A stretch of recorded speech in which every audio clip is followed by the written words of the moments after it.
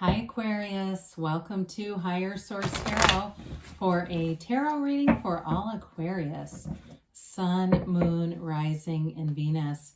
If you are new to the channel, welcome to you. I'm glad you're here. I post new readings every Friday, then again on Monday. So if a reading doesn't resonate, you can check back in a couple of days and watch a new one. I would never encourage you to try to make your life fit into a reading. There's plenty of readings here, and the right one will be here for you. You could also, you could look around on the Monday readings if a reading doesn't fit, and there's lots of different styles there. Every week is a new style, or check other parts of your chart, and that'll give you a more complete energetic profile. I do thank all of you for your support. I love doing this, and I appreciate every single one of you for supporting the channel. And if you like tarot and you like this channel and have not subscribed, I would love to invite you to subscribe to Higher Source Tarot. All right, let's get the guidance here for Aquarius, please. Sun, Moon, Rising, and Venus. What does Aquarius need to know, please? What messages do you have for Aquarius? Okay. All right, so we will begin here with the tarot, and then we'll have the angel answers. You got the Four of Swords. That's been coming out a lot. The Eight of Cups, the Two of Pentacles, the Emperor. I swear the Emperor and the Four of Swords are like roommates and all this. You've got the King of Wands, the Five of Swords here, the Ten of Pentacles, and the Page of Cups.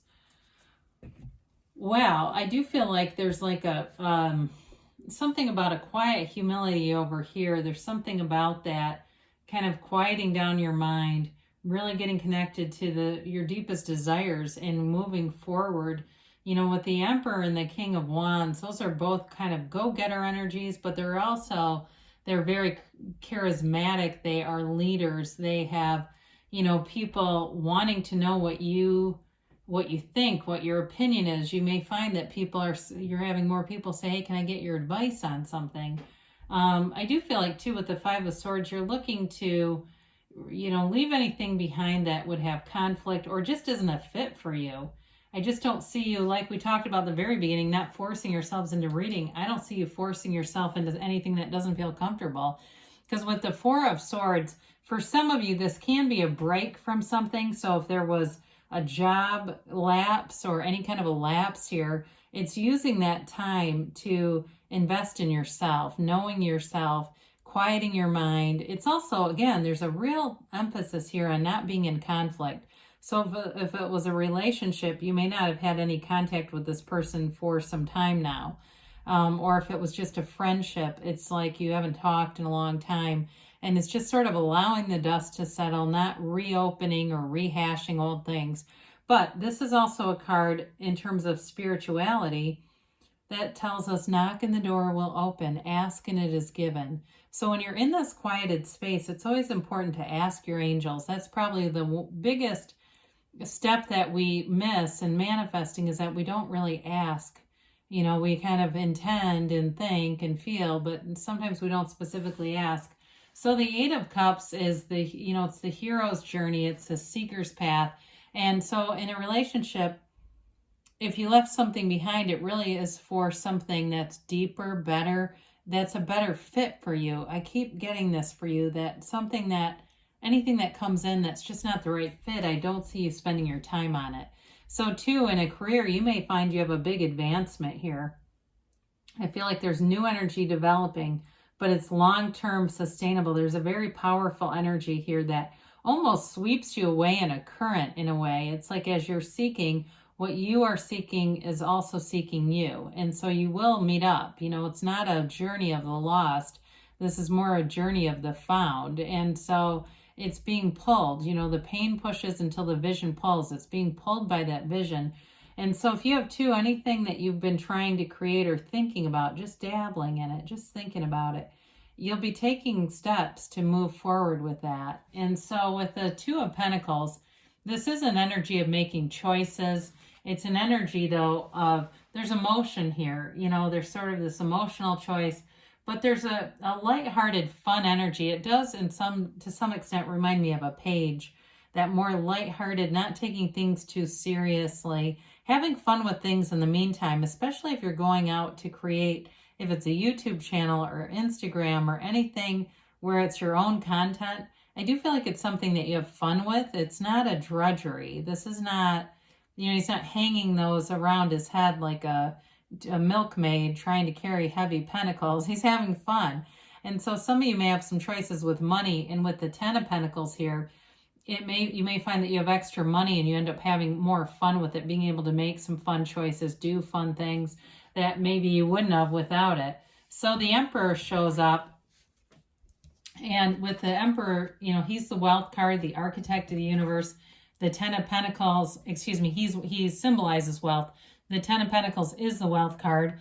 And then you have a new opportunity here with this Page of Cups. So there's definitely some nice elements here in terms of money stability, but also there's a romantic interest here. So with the Emperor, it's a card of confidence, of structure, authority. So if you are manifesting a new relationship, you may find this person's a little bit more of a type A personality. They may be a manager or a leader of some sort.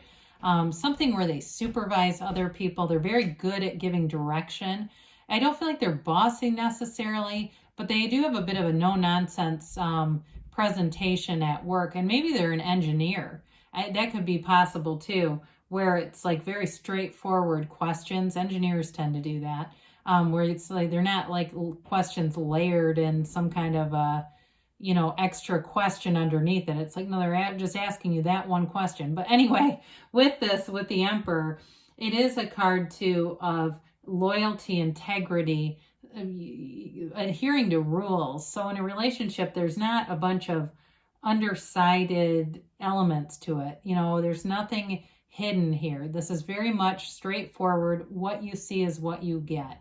And so with the King of Wands, we talked about this. There's charisma here. It's a leadership quality. And for some of you, it could even be you in terms of stepping into a position of leadership at work or a higher position.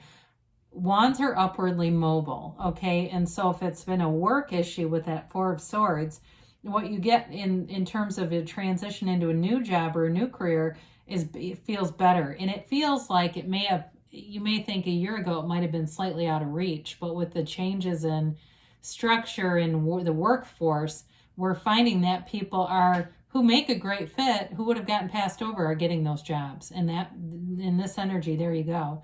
Now, the King of Wands, though, is very hardworking as well and does not have a lot of room for excuses. I get that a couple of times here. But so with this, there may be kind of this push to just do the job, do it right, and not make a lot of, excuses for shoddy work performance, or if it's even with physical health, not making excuses for missing the gym and things like that. The King of Wands would never listen to that. So with the Five of Swords, we talked about leaving things behind that just don't suit you.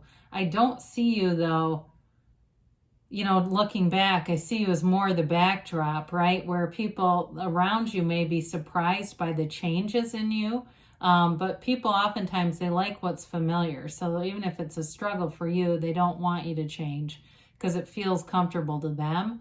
But I do see you, again, not committing to things that you know are not at your level or just aren't an interest to you. It's like, if somebody says, hey, do you want to go to this restaurant? And it doesn't sound good, you'll tell them no. You won't go just to go. And so with this, so you may have a second idea, but with this, it's sort of that's a one example, but a general feeling of that. And so with the Ten of Pentacles, we talked a little bit about this, but again, this is one of those really layered cards where it can be unexpected gifts. There may be an unexpected meeting with somebody. You also have it with the Page of Cups. Unexpected in terms of work too, a turn of events here where you're going to have an opportunity. It feels like one of those golden opportunities that it may not have happened a year ago, and here it is today. And so part of what the Ten of Pentacles can allow us to do, because it's harmony in every area of your life, but encourage us to do, is be in appreciation, looking around at the things that you have, and not so much maybe the gratitude where we look at what we've been through and connect with maybe some of those lower vibrational things, It's more like looking at all the abundance, this, accumulation of things and experiences and wonderful people, and being in the spirit of the joy of manifesting.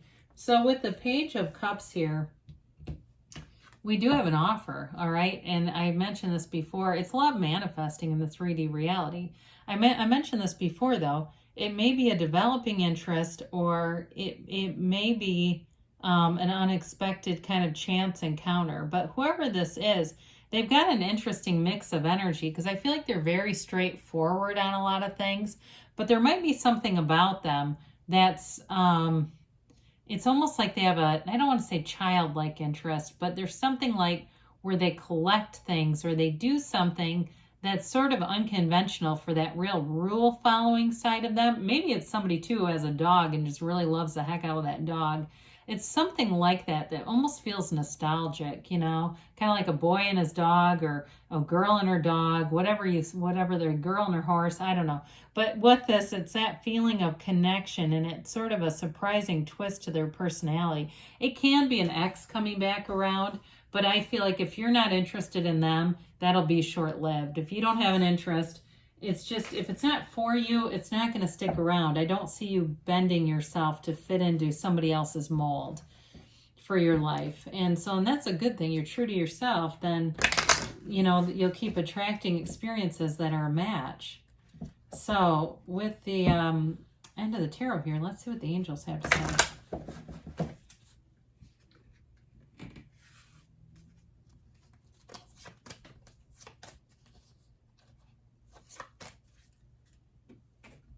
And yes, no, maybe for Aquarius, please. You've got to ask for help from others. So there's definitely protective and helpful energy here between that King of Wands and the Emperor. You've got recovery. Now, this can be a spiritual recovery, and it can be a recovery from codependence, too, if it felt like you were doing a lot of things to please other people. People pleasing is not going to be for you. You've got helpful people. Again, we have that a couple of times here. And I feel like it comes unexpectedly, though, within the next few weeks. And you got a yes. Okay, I've seen this a couple of times. It's definitely, your thoughts become things. You're creating all around you. There's good things happening for you, Aquarius. I love you, and I'll be back again soon.